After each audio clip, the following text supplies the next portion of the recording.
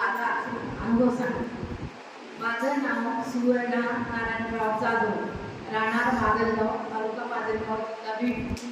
मी 18-19 मध्ये वाऱ्या केलेल्या 20 त्यावेळेस लॉकडाऊन पडलं. माझी मुलगी, मला 3 मुली आहे, शेवटची मुलगी आहे, ती MPSCच्या परीक्षा देत होती.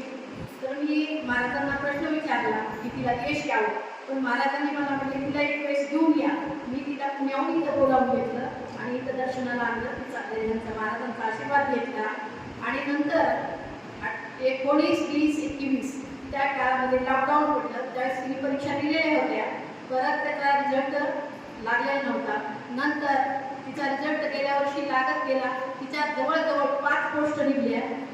PSIच्या 2 पोस्ट, परत STIची रेंज फॉरेस्ट ऑफिसर 1 आणि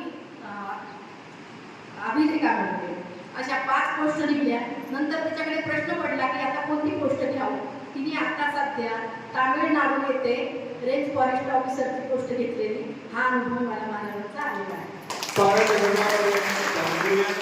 ताई सांगताय माझ्या मुलीला जॉब लागावा म्हणून इथं तिला आशीर्वाद घेण्यासाठी घेऊन आले होते.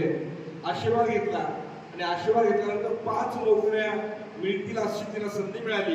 परंतु आता ती तामिळनाडू राज्यामध्ये रेंज फॉरेस्ट ऑफिसर बरोबर ना म्हणून ती जॉबला आहे. आता तिथं सुखात नोकरी चालली. लग्न झालं तिचं? लग्न नाही झालं. बरं. तर आता क्लास 1 ऑफिसर म्हणून तिथं काम करते. हा त्यांचा अनुभव आहे. टाळ्याच्या गजरामध्ये